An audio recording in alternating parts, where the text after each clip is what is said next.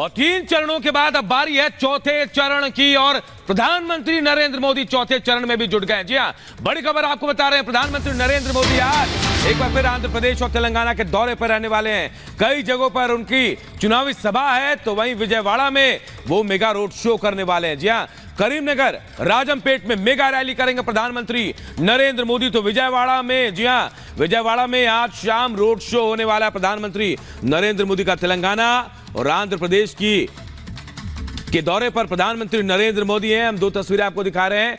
चौथे चरण का रण है और पीएम मेगा प्रचार में एक बार फिर जोर शोर से जुट गए हैं। ये तस्वीरें बयां कर रही हैं कि प्रधानमंत्री कैसे अपने लक्ष्य को साधने के लिए जितोड़ मेहनत कर रहे हैं।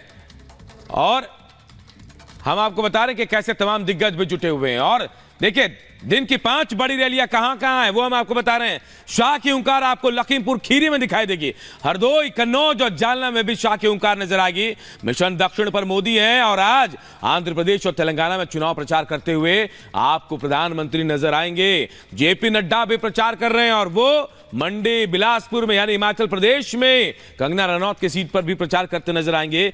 योगी की ललकार देखिए, कानपुर, एटा और शाहजहांपुर में दिखेगी। योगी ताबड़तोड़ रैली भी कर रहे हैं। तो अखिलेश यादव, जी हां, सपा अध्यक्ष अखिलेश यादव भी शाहजहांपुर, फर्रुखाबाद और हरदोई में लगातार आज चुनाव प्रचार करते नजर आएंगे। और देखिए, 4 जून को 400 पार के नारे के साथ पीएम मोदी बीजेपी को बंपर जीत दिलाने की कोशिश में जुटे हैं। आज चौथे चरण के लिए पीएम मोदी तेलंगाना और आंध्र प्रदेश में प्रचार करेंगे। अपने चुनावी भाषणों में पीएम मोदी लगातार इंडी गठबंधन को निशाने पर ले रहे हैं और जनता को बता रहे हैं कि आखिर वो क्यों 400 पार वाली जीत का आशीर्वाद जनता से मांग रहे हैं। यह खास रिपोर्ट आप सबको दिखाते हैं।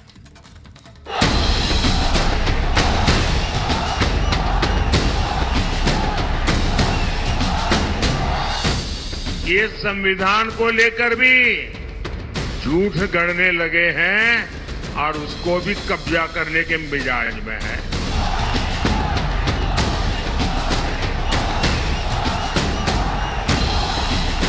कर्नाटका में जितने भी मुसलमान हैं, सबको रातों रात उन्होंने ओबीसी बना दिया।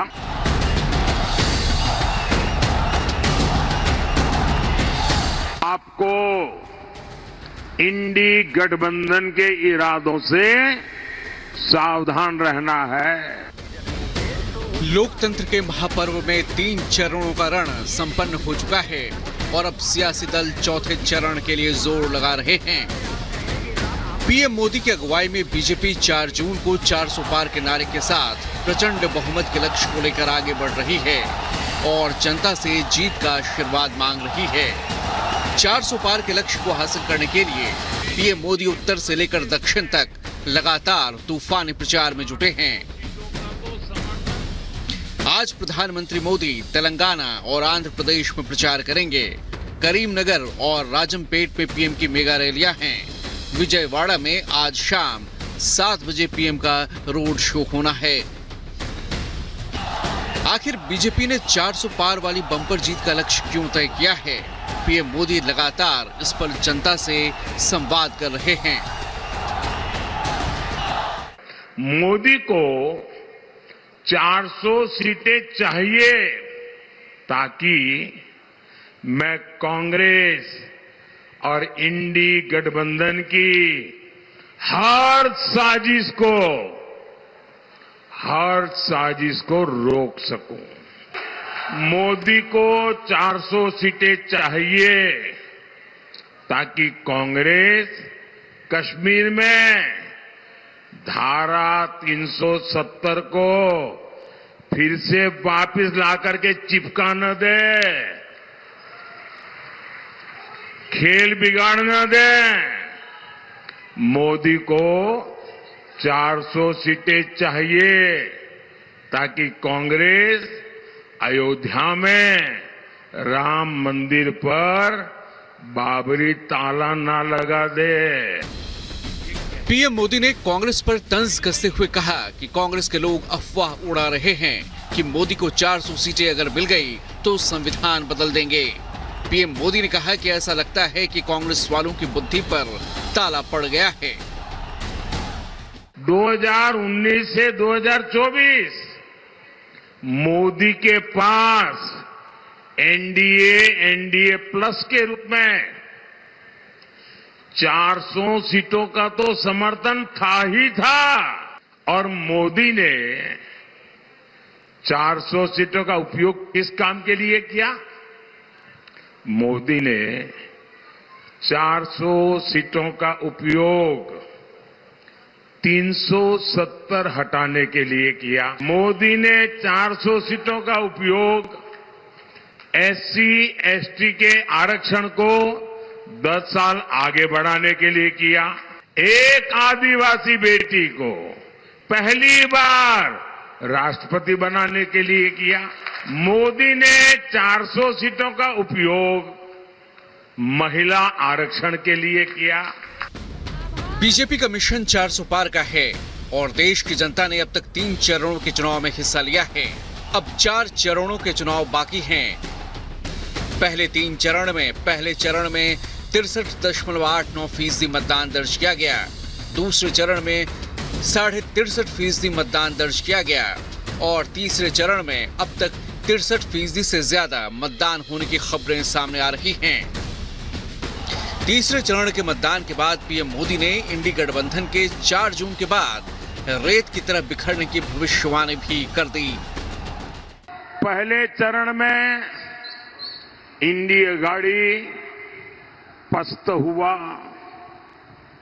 दूसरे में ध्वस्त हुआ और आज तीसरे चरण में इंडी अघाड़ी का कहीं कोई छोटा मोटा दिया अगर जल रहा था वो भी बुझ गया है।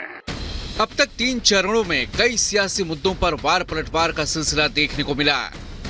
पहले चरण में परिवारवाद, रोजगार, जाति जनगणना और ओबीसी आरक्षण पर वार पलटवार हुआ। दूसरे चरण में कांग्रेस मैनिफेस्टो, मंगलसूत्र, विरासत टैक्स और संविधान पर बातें हुई। तीसरे चरण में मुस्लिम आरक्षण, पाकिस्तान, वोट जिहाद और राम मंदिर को लेकर पक्ष और विपक्ष ने एक दूसरे पर सियासी तीर चलाए। विपक्ष के संविधान बदलने के आरोपों पर भी पीएम ने करारा प्रहार किया और भ्रम फैलाने के आरोप लगाए हैं।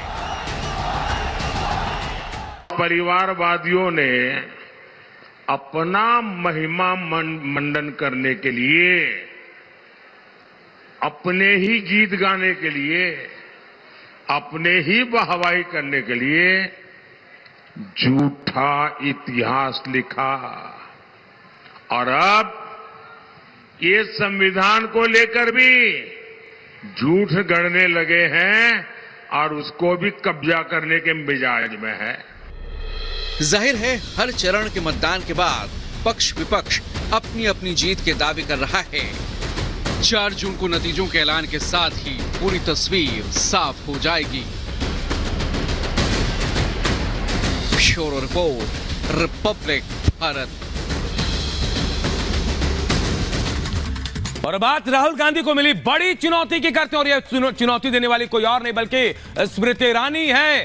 स्मृति ईरानी ने खुलकर कहा है कि अगर राहुल गांधी में हिम्मत है तो राम मंदिर को हाथ लगाकर दिखाएं, पताका को हाथ लगाकर दिखाएं। राम भक्त दूध का दूध, पानी का पानी कर देंगे। रिपब्लिक भारत पर स्मृति ईरानी ने एक्सक्लूसिव बातचीत की और कहा कि अगर हिम्मत है राहुल गांधी में तो मंदिर के पताका को हाथ लगाए, इसके बाद राम भक्त दूध का दूध, पानी का पानी कर देंगे। हमारे सहयोगी राघवेंद्र से खास बातचीत की है स्मृति ईरानी ने। राहुल गांधी के एक विषय पे आप खुली चुनौती दे रही हैं कि अमेठी के ही हनुमान के पताका को हाथ लगाएं। क्या है विषय, क्यों राहुल गांधी ने अंदरूनी मीटिंग? राहुल गांधी की पार्टी के लोगों ने ये वक्तव्य दिया है देश भर की समाचार चैनल में कि राहुल गांधी का ये मंतव्य है कि अगर उनको सत्ता मिलेगी तो वो राम मंदिर के निर्माण के निर्णय को पलटा देंगे। आज अगर उनमें साहस है तो वो एक भी मंदिर की पताका को हाथ लगाएं। आज उनमें साहस है तो केरल में जो गौ हत्या करते हैं उनकी पीठ पर हाथ धर के वो यात्रा निकालते हैं। अगर इतनी हिम्मत है तो उस गौ माता के हत्यारे के साथ रायबरेली में चलकर दिखाएं। और मैं चुनौती देती हूं कि अगर उनमें इतनी हिम्मत है तो जो सनातन धर्म को उनके सहयोगी गाली बकते हैं, उनके साथ आकर रायबरेली में प्रचार करके देखे। अगर सनातनियों ने और अगर राम भक्तों ने दूध का दूध पानी का पानी ना कर दिया तो कहिएगा। प्रोफेसर राम गोपाल यादव ने और बढ़ते हुए बोले कि जो राम मंदिर बना है वो बेकार बना है, इस तरह का बयान दे रहे हैं। प्रभु तो जहाँ विद्यमान है वो न सिर्फ आस्था का विषय है, बल्कि साथ ही शायद वो नहीं समझते प्रभु वहीं विद्यमान होते हैं जहाँ प्रभु की इच्छा है। तो प्रभु का प्रकोप राम गोपाल यादव जी को 4 जून को दिखाई दे देगा, जब उनके मंसूबे ध्वस्त होंगे, राष्ट्र भक्तों की, राम भक्तों की सरकार बनेगी। आपके मेहनत के आगे प्रियंका गांधी तो चुनाव नहीं लड़ी, इसमें रायबरेली भी छोड़ दी, अमेठी भी छोड़ दी, लेकिन वो प्रचार के लिए आ चुकी हैं, क्या कहेंगी? मेरा ये मानना है, पीठ पीछे क्यों लड़ते हो? हिम्मत है तो सामने लड़ो। बहुत बहुत धन्यवाद। तो देखिए, स्मृति ईरानी ने खुला एक चुनौती दिया है, खुला एक चैलेंज दिया है। उन्होंने प्रियंका गांधी के प्रचार को लेकर उन्होंने कहा कि आखिर पीठ के पीछे क्यों लड़ाई लड़ते हैं, अगर लड़ाई लड़ना ही है तो सामने आकर लड़े ना।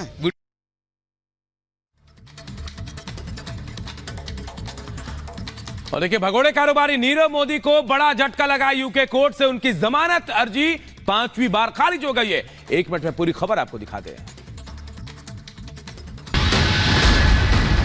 पंजाब नेशनल बैंक से करोड़ों रुपए का घोटाला कर फरार हुए भगोड़े कारोबारी नीरव मोदी को यूके में कोर्ट से तगड़ा झटका लगा है। ब्रिटेन की जेल में बंद नीरव मोदी ने 5वीं बार जमानत के लिए याचिका लगाई थी, लेकिन उसे खारिज कर दिया गया है। नीरव मोदी ब्रिटेन की थेम्स-साइड जेल में बंद है। लंबी कैद का हवाला देते हुए बीते महीने 16 अप्रैल को नीरव ने वेस्टमिंस्टर मजिस्ट्रेट की अदालत के समक्ष जमानत याचिका दायर की थी।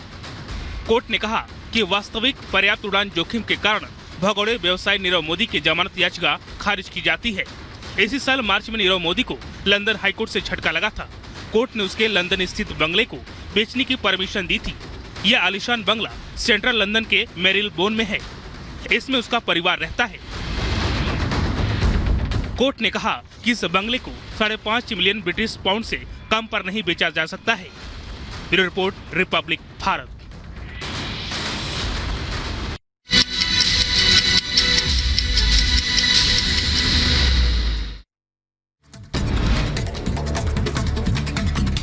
मध्य प्रदेश के मंडला में जूता चप्पल की दुकान में लगी भीषण आग। देखते देखते आग करीब 3 दुकानों में फैली। आग की लपटें देखकर इलाके में अफरा तफरी मच गई, तो वहीं चारों तरफ धुआं ही धुआं नजर आने लगा। आग की सूचना मिलते ही पुलिस और दमकल की टीम घटनास्थल पर पहुंची। दमकल कर्मियों की कड़ी मशक्कत के बाद आग पर काबू पाया गया, लेकिन तब तक अंदर रखा सारा सामान जलकर राख हो चुका था। फिलहाल दुकान में आग लगने की वजह का खुलासा नहीं हो पाया है। यूपी के बुलंदशहर में दबंगों ने मामूली बात पर एक परिवार के साथ मारपीट की। वीडियो वायरल हुआ है। एसएसपी से मिलकर पीड़ित परिवार ने आप बीती भी सुनाई है। मध्य प्रदेश के भिंड में मतदान को लेकर भिड़े 2 गुट, जमकर चले लाठी डंडे और पत्थर। दोनों गुटों के कई लोग घायल, अस्पताल में भर्ती कराया गया।